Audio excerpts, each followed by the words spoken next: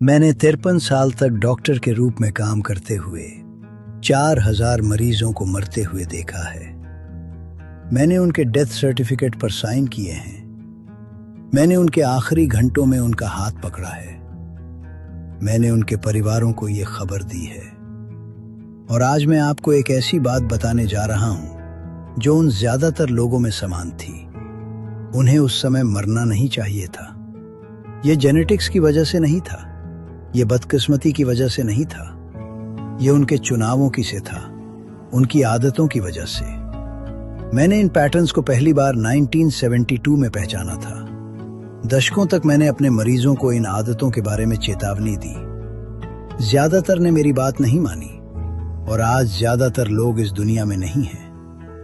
मैं 105 साल का हूं। मैं ये आपको इसलिए नहीं बता रहा कि आप मुझ पर तरस खाएं या हैरान हो। मैं ये इसलिए बता रहा हूं क्योंकि मैंने मरते हुए लोगों के साथ उतना समय बिताया है जितना शायद आज जीवित बहुत कम लोगों ने बिताया होगा। और मैं ठीक ठीक जानता हूं कि कौन लोग 90 साल तक जीते हैं और कौन लोग 68 की उम्र में अचानक चले जाते हैं। संभव है कि आप अभी, आज, इस सुबह उन आदतों में से कम 2 कर रहे हों और आपको पता भी नहीं कि वे आपकी जिंदगी के साल कम कर रही हैं। पहली चीज जो मैंने 53 साल की मेडिकल प्रैक्टिस में सीखी वो ये है कि लगातार बैठना आपको बहुत तेजी से मार सकता है। ये कोई अतिशयोक्ति नहीं है। मैंने ये अपने मरीजों के साथ होते हुए देखा है। 1981 में मैंने उन मरीजों के अलग नोट्स रखने शुरू किए जो दिन भर बैठकर काम करते थे, अकाउंटेंट, सेक्रेटरी, एग्जीक्यूटिव्स, और उन लोगों के जो दिन भर चलते फिरते रहते थे। वे अलग तरह से बूढ़े हो रहे थे।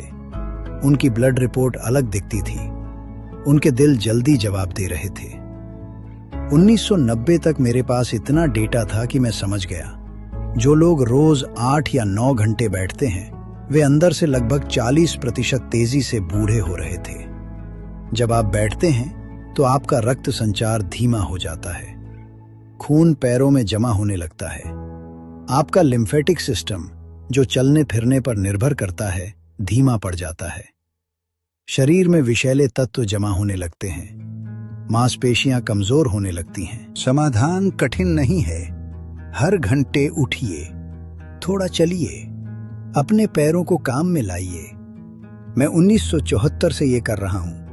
हर 50 मिनट में उठता हूं और आज भी 105 साल की उम्र में मैं ऐसा ही करता हूं। दूसरी चीज है नींद। सिर्फ पर्याप्त नींद नहीं बल्कि सही नींद।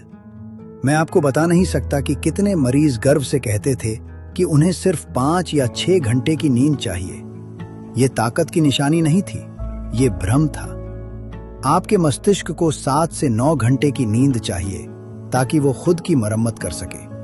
लगातार कम नींद लेने से शरीर में विषैले तत्व जमा होने लगते हैं। मैंने देखा है कि जो लोग खराब नींद लेते थे उनमें याददाश्त की समस्या 10 साल पहले शुरू हो जाती थी। और एक और बात, टूटी हुई नींद कम नींद से भी ज्यादा खराब होती है।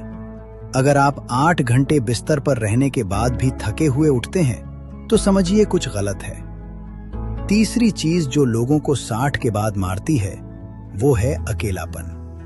ये सुनने में साधारण लगता है लेकिन ये बहुत गंभीर है। अकेलापन शरीर में लगातार तनाव पैदा करता है, कॉर्टिसोल बढ़ता है, इम्यून सिस्टम कमजोर होता है, सूजन बढ़ती है। मैंने ऐसे मरीज देखे जो बाकी सब तरह से स्वस्थ थे लेकिन अकेले रहते थे और वे उन लोगों से भी जल्दी गिरते गए जिनके पास गंभीर बीमारियां थीं लेकिन मजबूत रिश्ते थे। इंसान अकेले रहने के लिए नहीं बना है। चौथी चीज है खाना। कई सालों तक लोगों को गलत सलाह दी गई। लो फैट खाना, ज्यादा मीठा और ज्यादा प्रोसेस्ड कार्बोहाइड्रेट। 60 की उम्र के बाद शरीर की क्षमता बदल जाती है। जो खाना 40 में ठीक था वो 70 में नुकसान कर सकता है। मैंने 65 की उम्र में अपना खाना बदला, प्रोसेस्ड कार्बोहाइड्रेट कम किए, सब्जियां और प्रोटीन बढ़ाया। 3 महीनों में फर्क दिखाई देने लगा। 5वीं चीज है लगातार चिंता। ये बीमारी जैसी नहीं दिखती, ये आदत जैसी दिखती है। लेकिन लगातार चिंता आपके शरीर को अंदर ही अंदर नुकसान पहुंचाती रहती है। तनाव हार्मोन बढ़े रहते हैं, नींद खराब होती है, प्रतिरोधक क्षमता कम होती है। जो चीजें आपके नियंत्रण में नहीं हैं, उन्हें छोड़ना सीखना सिर्फ मानसिक शांति नहीं, बल्कि जीवन बचाने जैसा है। मैं आपको अपनी पत्नी के बारे में बताना चाहता हूं। हमारी शादी को 44 साल हुए थे। उन्होंने इनमें से कोई सलाह नहीं मानी। वो ज्यादा बैठती थी, नींद खराब थी, खाने की आदतें नहीं बदली और हर दिन चिंता करती थी। वो 70 साल तक जी, लेकिन उनके आखिरी 15 साल गिरावट में बीते। वे साल जीवन नहीं थे, धीरे धीरे कमजोर होते जाने का समय थे। मैं 105 साल का हूं, मैं अकेला रहता हूं, अपना खाना खुद बनाता हूं, हर दिन चलता हूं, पढ़ता हूं, परिवार से बात करता हूं और हर रात 7.5 घंटे सोता हूं। मैं खास नहीं हूं, मैं भाग्यशाली नहीं हूं, मैंने बस चुनाव किए। आप भी अभी इस समय चुनाव कर रहे हैं। सब कुछ बदलने की जरूरत नहीं है, सिर्फ एक चीज बदले, बैठना या नींद या अकेलापन या खाना या चिंता। एक चीज ठीक करेंगे, बाकी आसान हो जाएगा। मैंने अपनी पत्नी को खोया है, अपने बच्चों को खोया है, 4000 मरीजों को दफनाया है और मैं आज भी यहां हूं आपसे कहने के लिए। ज्यादातर लोगों को उस समय मरना नहीं चाहिए था जब वे मरे। आप अभी यहां हैं। अब सवाल ये है, आप इसके बारे में क्या करने वाले हैं?